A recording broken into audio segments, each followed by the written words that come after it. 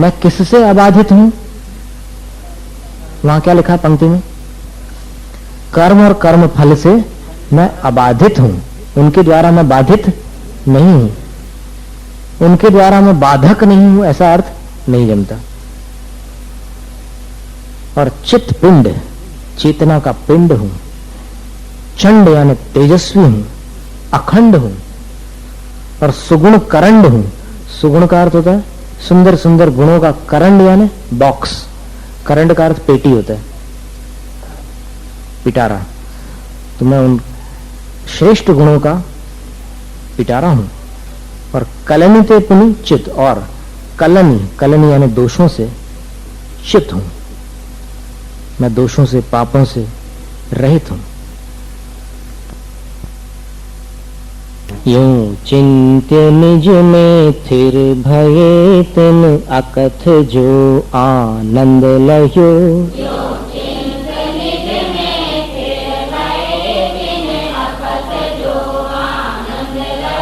सो इंद्र नाग नरेंद्र वा अहम इंद्र के नाही कह्यो।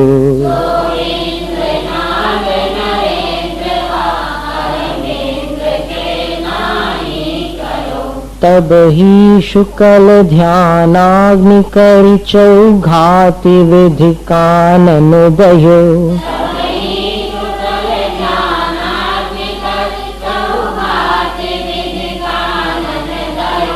सब लख्यो केवल ज्ञान करि भविलोक को शिव मग कह्यो।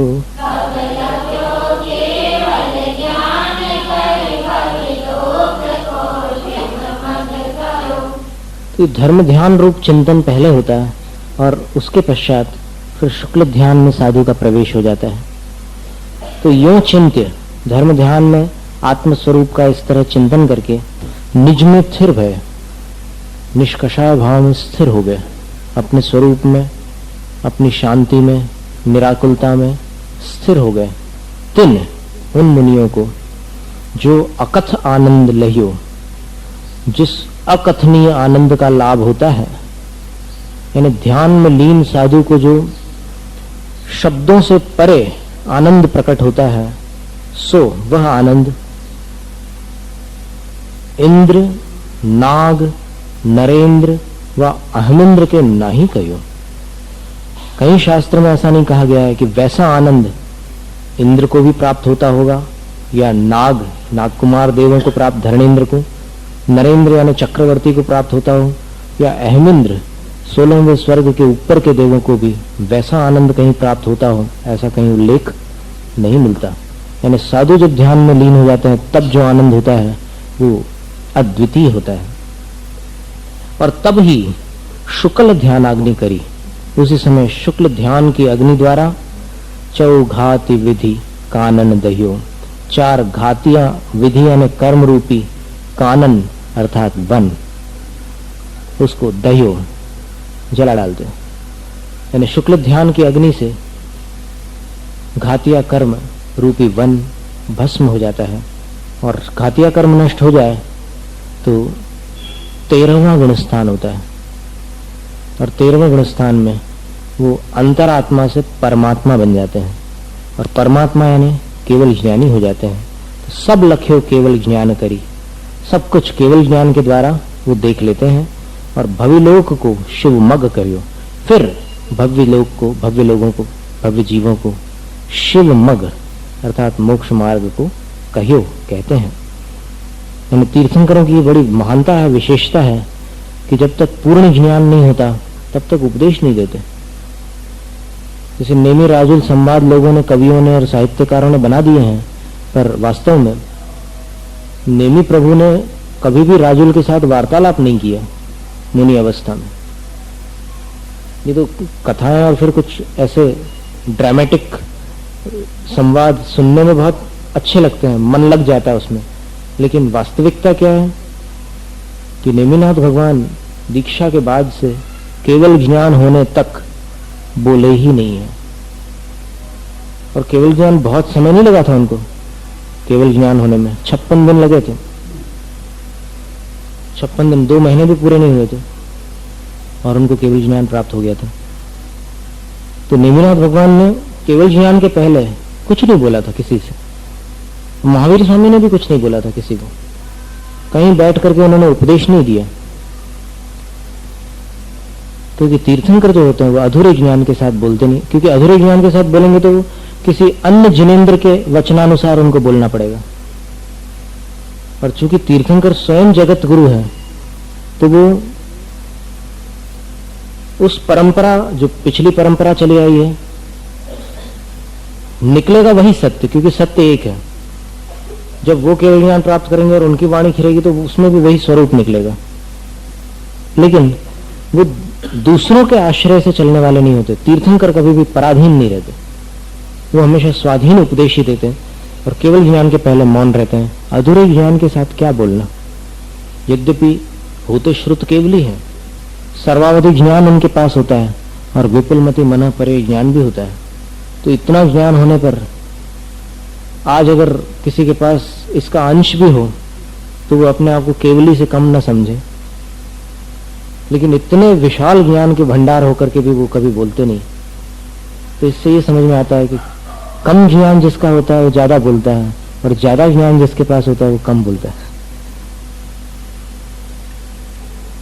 तो केवल ज्ञान से सब जगत को जान लेने के बाद फिर वो भव्य लोगों को मोक्ष का मार्ग दर्शाते हैं। पुण्य घाति शेष अघाति विधि छिन्न माहि अष्टम भू बसे।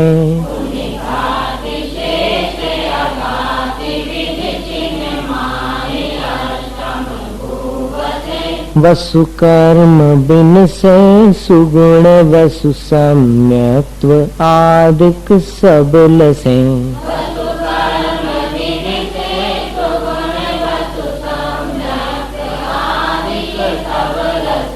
संसार खार अपार पारावार तरती रही गए।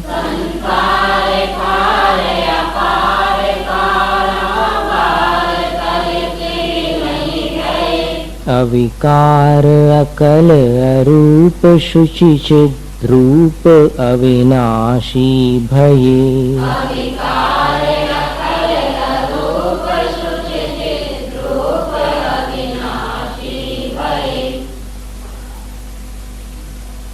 पुनि और आगे, ये तो केवल ज्ञान हो गया, जन संसार को मोक्ष मार्ग का उपदेश दे दिया। फिर इसके आगे क्या होता है? तो घाती शेष अघाती विधि। घाती तो नष्ट हो गया, अब शेष कौन से बचे? 4 अघातीय कर्म। तो उन अघाती विधि अर्थ कर्म, कर्मों को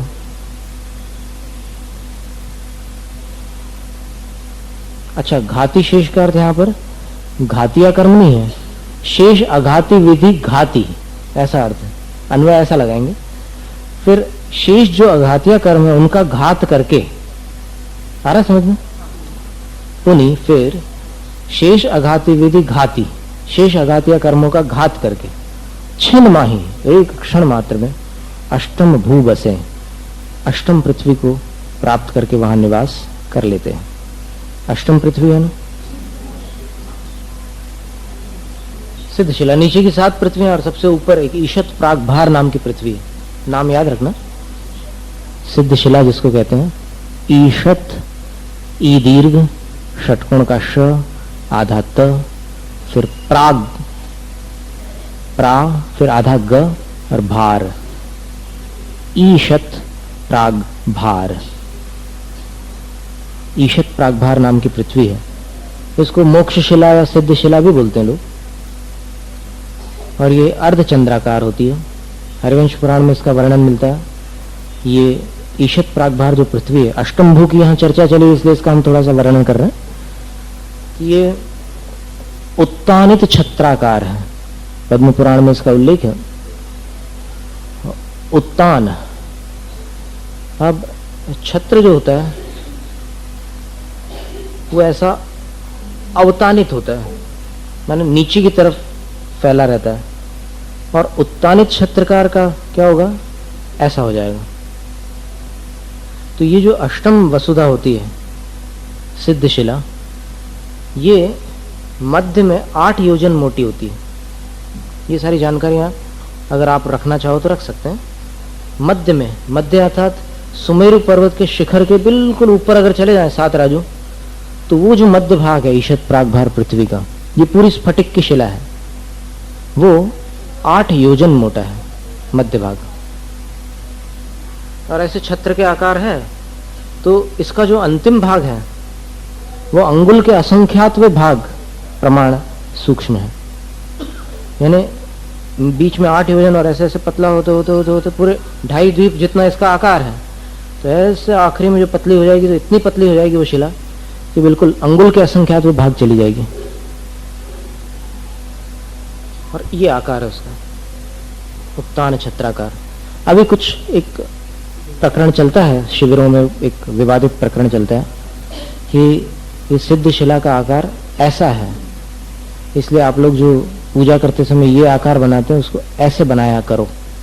इस प्रकार का मार्गदर्शन कहीं कहीं शिविरों में देते हैं कुछ विद्वान लोग, और उनका तर्क ये है कि उत्तान का अर्थ ऐसा है। पर इसके बारे में हम सिर्फ 2 श्लोक के माध्यम से समाधान देना चाहते हैं। एक तो आदि पुराण में एक श्लोक आता है कि ऋषभदेव महाराज ने, जब राजा सोमप्रभ और युवराज श्रेयांस ने, लक्ष्मीमती रानी थी राजा सोमप्रभ की, तीनों ने मिलकर के इक्षुरस का आहार दान ऋषभ तीर्थंकर को दिया था, तब उन्होंने मुनि अवस्था में उत्तान करांजलि में आहार ग्रहण किया था। यदि उन शिविर संचालक विद्वान के मतानुसार उत्तान का अर्थ ऐसा होता है, तो फिर ये उत्तान करांजलि का अर्थ ऐसा होगा क्या? और ऐसे अगर हो भी तो इसमें अपन रोटी के ग्रास तो जैसे तैसे मुंह में पहुंचा सकते हैं, लेकिन गन्ने का रस ऐसे हाथों से जा सकता है कि गन्ने का रस, इक्षुरस? तो उत्तान करांजलि का अर्थ वो बता दें। कहीं भी कोई भी किसी भी शिविर में जाकर के शिविरार्थी उनसे प्रश्न पूछ ले कि जो उत्तान करांजलि में ऋषभदेव महाराज ने गन्ने का रस लिया है, वो आपके कथनानुसार उत्तान का अर्थ यदि ऐसा होता है तो ऐसे लिया है क्या गन्ने का रस? इसका जवाब दे दे, ठीक है ना? क्या है कि अपने पास प्रति प्रश्न नहीं होते, इसलिए कोई भी अपने ऊपर कुछ भी थोप करके चला जाता है, चाहे वो कितना भी मिथ्या कथन क्यों ना हो। जनता असत्य को झेलती क्यों है? क्योंकि जनता अज्ञानी है। इसलिए इतना प्रति प्रश्न कर देना, फिर देखते हैं क्या जवाब आता वहां से। और दूसरा श्लोक ये है, योग शास्त्र में एक श्लोक आता है, और वही श्लोक आराधना सार की टीका में भी उपलब्ध होता है। एक सल्लेखना का ग्रंथ है, बहुत सुंदर ग्रंथ है, आराधना सार उसका नाम है, पढ़ने लायक है, प्राकृत में है, उसकी संस्कृत टीका भी है। उसमें एक श्लोक आता है,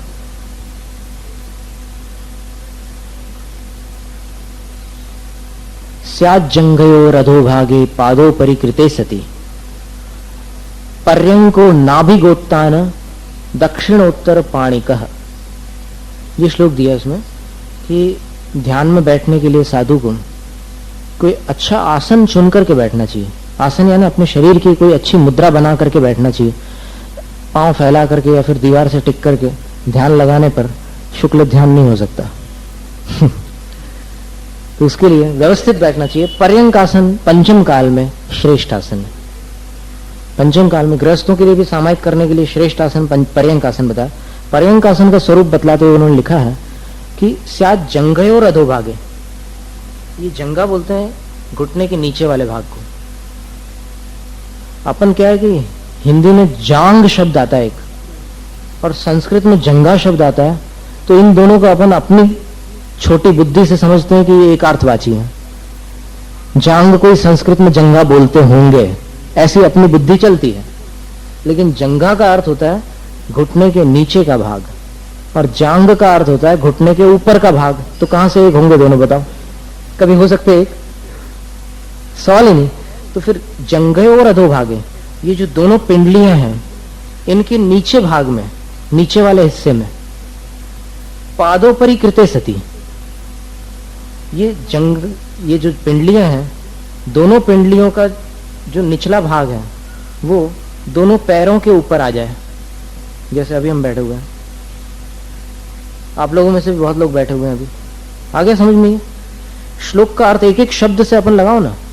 स्यात् जंघयोर अधोभागे, इन दोनों जंघा के अधोभाग, अधोभाग यानी निचला हिस्सा, इनका जो निचला हिस्सा है वह पादोपरि कृते सति, पैरों के ऊपर कर लेने पर, कृते सति पैरों के ऊपर कर लेने पर, पैर अपने यहाँ नीचे है, इन पैरों के ऊपर पिंडलियों का निचला भाग कर लेने पर पर्यंक, ये पर्यंक आसन होता है।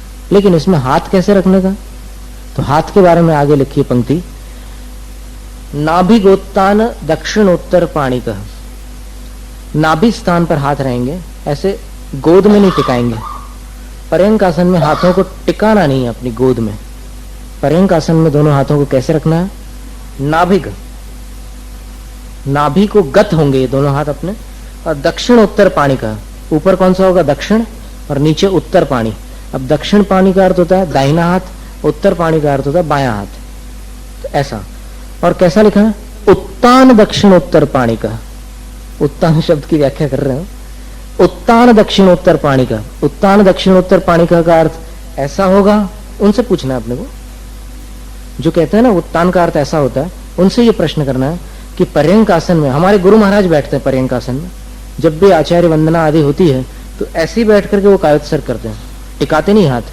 तो ये ऐसे हाथ रख लिए, तो इसमें उत्तान दक्षिणोत्तर पाणिक, क्या ऐसे हाथ रखेंगे, ऐसे? आज तक हमने कभी नहीं देखा आचार्य जी को इस अवस्था में बैठे हुए। तो उत्तान का अर्थ क्या निकला, उत्तान का अर्थ ये हथेली ऊपर की ओर होगी, ये नीचे की तरफ ऐसे ही, ये कप, कप शेप बोलते हैं इसको, कप योर हैंड्स कहते हैं ना। तो इसमें ये उंगलियां सटी रहेंगी और फिर ये ऐसे बीच में थोड़ी सी जगह अंदर की तरफ हो जाएगी।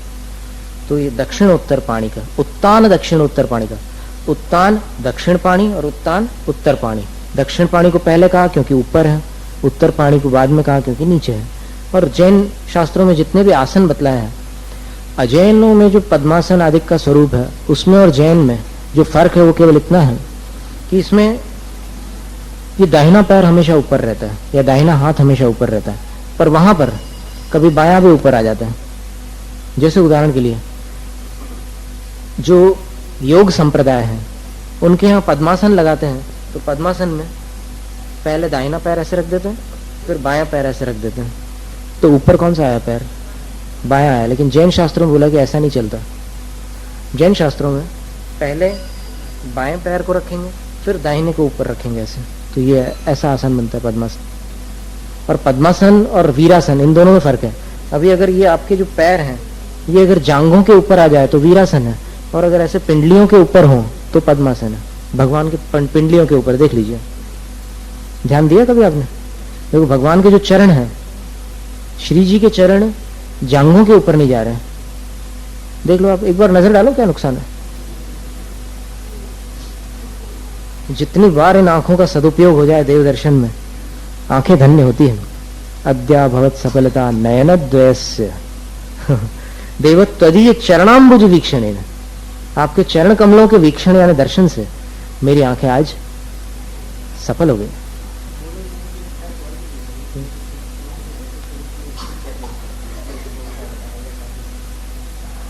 कैसे?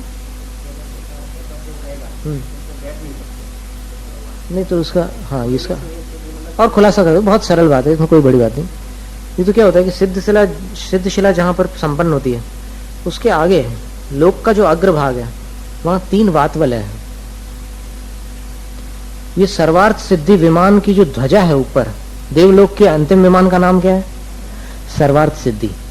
सुकुमार स्वामी वहीं गए थे, आदिनाथ भगवान वहीं से आए थे, शांतिनाथ भगवान भी वहीं से आए थे, अजितनाथ भगवान भी वहीं से आए थे, धर्मनाथ भगवान भी वहीं से आए थे। 5 तीर्थंकर सर्वार्थ सिद्धि से आए थे, कुंथुनाथ भगवान भी वहीं से आए थे।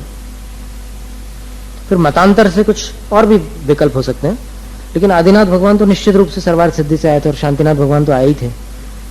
तो क्या होता है कि सर्वार्थ सिद्धि विमान के ऊपर एक ध्वजा है, सभी देवों के विमानों पर ध्वजा होती है। तो वो जो ध्वजा होती है उस ध्वजा के ध्वज दंड से 12 योजन ऊपर, कितने योजन? 12 योजन ऊपर ये सिद्धशिला है। 12 योजन ऊपर सिद्धशिला है। जो मध्य भाग में 8 योजन मोटी है और अंत में अंगुल के असंख्यात विभाग प्रमाण है। और कौन सी पाषाण से बने हैं? स्फटिक से। और सिद्ध शिला में सिद्ध भगवान नहीं है। आप लोग पढ़ते सिद्ध शिला के सिद्धों को, नमस्कार श्री अरिहंतों को, सिद्ध शिला के सिद्धों को। तो सिद्ध भगवान सिद्ध शिला में नहीं रहते, लेकिन सिद्ध शिला को पार किए बिना कोई सिद्धालय में नहीं रहते। कुछ समझ में आया कि माने उसको उस शिला को क्रॉस करके ही वहां पहुंचेंगे सिद्धालय में, इसलिए उसका नाम सिद्ध शिला है। तो ऐसा आकार उसका। और फिर उसके ऊपर 3 वात वलय है। वात वलय का अर्थ होता है वायु की पट्टियां हैं। लोक को घेरे हुए 3 वात वलय होते हैं। 3 प्रकार की वायु होती है। एक घन वात वलय। घन वात वलय का अर्थ होता है घनी वायु, जिसमें एकदम घनी वायु। और उसके बाद में पहला घनोदधि आएगा ना, कैसा? घनाम्ब वाताकाश प्रतिष्ठ। ठीक है, पहले घनवात वलय, फिर दूसरा अंबुवात। अंबुवात यानी जिसमें अंबु यानी जल का अंश है, जल युक्त वायु वाला दूसरा वलय है। और तीसरा जो है वो तनुवात, पतली वायु वाला है। ऐसी 3 वायुएं होती हैं। और इन 3 वायुओं में जो अंतिम तनुवात वलय है, उस तनुवात वलय का ठीक सिद्ध शिला के ऊपर वाला जो भाग है, ऐसे गोल 45 लाख योजन प्रमाण में। और उतना ही यहाँ नीचे मनुष्य लोक है। 5 पैतल्ला बोलते हैं, सुना आपने कभी? 5 पैताला माने 5 चीजें ऐसी हैं जिनका व्यास 45 लाख योजन है। पूरे लोक में 5 ही ऐसे स्थान है जिनके व्यास 45 लाख योजन है। सबसे नीचे नरक का जो सीमंतक बिल है, जिस बिल में आज श्रेणिक राजा का जीव नारक पर्याय के कष्ट को प्राप्त है और भावी तीर्थंकर है, वो जो सीमंतक बिल होता है, पहला नरक जिसको कहते हैं, वहां की आयु 10,000 से 90,000 वर्ष की है। उस बिल का व्यास कितना है? 45 लाख योजन। सीमंतक, सीमन धर मत लिख देना सीमंतक बिल। और फिर उसके ऊपर मध्यलोक में अपन देखें तो मनुष्य लोक है। मनुष्य लोक भी 45 लाख योजन है। मानुषोत्तर पर्वत के इधर से लेकर उधर तक सीधी रेखा खींच दो, मेरू पर्वत से बीच से गुजरती हुई रेखा, तो रेखा कितने, वो व्यास कहलाएगा मनुष्य लोक का, 45 लाख योजन। फिर ऊपर देवों का जो ऋतु विमान है, वो भी 45 लाख योजन प्रमाण है। और ऊपर सिद्ध शिला भी 45 लाख योजन प्रमाण है। और अंत में जो सिद्ध क्षेत्र है, सिद्ध क्षेत्र या ये कह लो सिद्धालय, जहां जाकर के सभी सिद्ध यहां से मोक्ष होकर अंत में अवस्थित हो जाते हैं। तदनंतर ऊर्ध्वम गच्छत्या लोकांतात, मोक्ष होने के बाद ऊर्ध्वम गच्छति, ऊपर चले जाते हैं सिद्ध परमात्मा, आ लोकांतात, लोक के अंत तक। तो ये सिद्ध शिला जो है लोक का अंत नहीं है। इसके ऊपर जो 3 वात वलय है, उन 3 वात वलयों में पहला कौन सा? घन वात वलय, दूसरा अंबुवात वलय, तीसरा तनुवात वलय। तो तनुवात वलय में सिद्ध भगवान रहते हैं। और तनुवात वलय में भी पूरे में नहीं, सिर्फ उस मनुष्य लोक के ऊपर। और उनकी जो ऊंचाई रहती है, सिद्धालय का जो क्षेत्र है वो वैसे देखो तो 45 लाख योजन है, लेकिन मोटाई कितनी रहेगी उसकी? 525 धनुष। क्योंकि सिद्धि को प्राप्त होने वाले, मोक्ष जाने वाले जो मुनि होते हैं, उनकी ऊंचाई अधिक से अधिक कितनी होती है? ऐसे कोई मुनि का नाम आपके ख्याल में है? बाहुबली भगवान। बहुत अच्छी बात है। बाहुबली भगवान कितने ऊंचे थे? 525 धनुष थे। तो 525 धनुष के ही सिद्ध अधिक से अधिक मिलेंगे। और सबसे छोटे सिद्ध कितने होते हैं? कितनी ऊंचाई होती है उनकी? चर्चा चली थी ना ऋषभ सेन मुनिराज की, कितने वर्ष के थे वो? 8 वर्ष के थे। ऊंचाई कितनी होती है उनकी? कम से कम ऊंचाई मोक्ष जाने के लिए 3.5 हाथ की चाहिए। और वो ऊंचाई 8 वर्ष की उम्र में प्राप्त हो जाती है। 3.5 हाथ, यानी महावीर स्वामी से आधे। महावीर स्वामी कितने थे? 7 हाथ के थे और ये 3.5 हाथ के ऋषभ सेन मुनि। घोर उपसर्ग पर विजय प्राप्त करके निर्वाण को उन्होंने प्राप्त किया। कल उनकी कथा चली थी। तो अष्टम भू के बारे में खुलासा हो गया। ईशत प्रागभार नाम की पृथ्वी होती है, 45 समवायांग में इसका वर्णन मिलता है कि एक एक क्या क्या है। तो एक के बारे में एक आकाश है, फिर एक धर्म द्रव्य है, एक अधर्म द्रव्य है, एक लोक है, एक ऐसे जितने भी एक की गिनती वाले जितने होंगे उनका सबका वर्णन मिलेगा उसमें समवायांग में। इसी प्रकार फिर 2 का जहां पर क्रम आएगा तो 2 क्या क्या है? निश्चय नय, व्यवहार नय अथवा द्रव्यार्थिक नय, पर्यायार्थिक नय। फिर 2 सम्यक की उत्पत्ति की अपेक्षा से 2 प्रकार के सम्यक होते हैं। कौन से? निसर्गज, अधिगमज, अथवा निश्चय व्यवहार, अथवा सम्यक दर्शन 2 प्रकार के। बताओ, एक तो निश्चय व्यवहार हो गया, 2 प्रकार के सम्यक। फिर दूसरे अधिगमज और निसर्गज हो गया। और भी एक तीसरे प्रकार से भी 2 भेद होते हैं सम्यक के।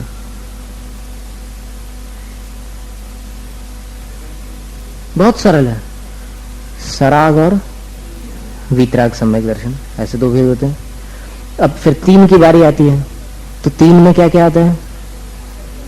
3 दंड, 3 लोक, 3 काल, 3 रत्न, ऐसे जितने 3 की संख्या वाले आते हैं सबका वर्णन मिलेगा उस समवायांग में। समवायांग जिनवाणी का तीसरा अंग है ना, चौथा अंग है। आचारम सूत्रक्रम स्थानम समवाय चौथा अंग है। उस जिनवाणी के चौथे अंग में ऐसा ही विस्तार मिलता है। स्वाध्याय करने में कितना आनंद आता होगा। पूरे 12 अंगों का जिनको ज्ञान होता होगा वो कभी भी स्वाध्याय में लीन होकर अपने कई दिन निकाल सकते हैं। उनको तो कोई परवाह ही नहीं है। अपन एक ग्रंथ पढ़ते हैं तो छेड़ाला पढ़ते पढ़ते 27 अप्रैल से लेकर आज 17 जून हो गया। कितना समय निकल जाता है। स्वाध्याय में इतना आनंद आता है, हमें तो आश्चर्य होता है कि लोग स्वाध्याय बिना कैसे जीवित रहते हैं। जो लोग स्वाध्याय नहीं करते वो कैसे क्या अपना दिन निकालते होंगे और कैसे समय उनका निकलता होगा। इतना अमृत भरा हुआ है जिनवाणी में कि उसकी अगर एक बार आदत पड़ जाए या फिर एक बार उसका स्वाद आ जाए तो फिर व्यक्ति कैसे छोड़ सकता है। तो 3 फिर 4 में 4 आराधनाएं होती है, 4 गतियां होती है, 4 कषाएं होती है। ऐसे 4 से संबंधित जितने भी आ जाएंगे सबका वर्णन मिलेगा। फिर 5 पाप होते हैं, 5 व्रत होते हैं, 5 ज्ञान होते हैं, 5 समितियां होती है, 5 परमेष्ठी होते हैं, 5 उदुम्बर फल होते हैं। सब जितने भी 5 से संबंध रखने वाले सबका वर्णन मिलेगा। फिर 6 आवश्यक होते हैं, 6 द्रव्य होते हैं, 6 क्रियाएं होती है, 6 काय होते हैं, 6 करण होते हैं, 5 इंद्रिय और 1 मन, 6 लेश्याएं होती है। ऐसे 6 से संबंधित सबका वर्णन मिल जाएगा उसमें। फिर 7 तत्व होते हैं, 7 परम स्थान होते हैं, 7 दान के योग्य क्षेत्र भी होते हैं, 7 क्षेत्र होते हैं। और 7 भय होते हैं। बिल्कुल ठीक बात है। और सोचो 7 क्या क्या होते हैं। 7 नरक भी होते हैं। बहुत अच्छी याद। और 7 व्यसन होते हैं। फिर 8 की चर्चा होती है तो 8 में क्या आएंगे? 8 मूल गुण होते हैं, 8 कर्म होते हैं, 8 पूजा के द्रव्य होते हैं, 8 पूजा के द्रव्य होते हैं, 8 मद होते हैं, सिद्धों के 8 गुण होते हैं, ना सिद्ध भगवान के 8 गुण होते हैं। और 8 अंग होते हैं सम्यक दर्शन के, सम्यक ज्ञानाचार के 8 भेद होते हैं। नहीं 8 तो पांचों परमेष्ठियों के साथ 8 की संज्ञा संगत होती है। अरहंत भगवान के 8 प्रात्यार्य होते हैं, सिद्धों के 8 गुण होते हैं, आचार्यों के 8 प्रवचन मात्रिका, 5 समिति और 3 गुप्तियां। फिर उपाध्यायों के ज्ञानाचार के 8 भेद होते हैं और साधु के योग के 8 अंग होते हैं। सुना आपने? यम, नियम, आसन, प्राणायाम, प्रत्याहार, धारणा, ध्यान और समाधि। तो इस प्रकार 8 की संख्या को लेकर चलो। फिर 9, देखो 9 नवांक कोश बनाया है श्रेयांसमती माता जी ने। कभी आप मांगी तुंगी जाओ तो फिर वो कोश देखना जरूर। माताजी ने 9 की संख्या को लेकर के पूरा कोश बना दिया, इतना मोटा कोश।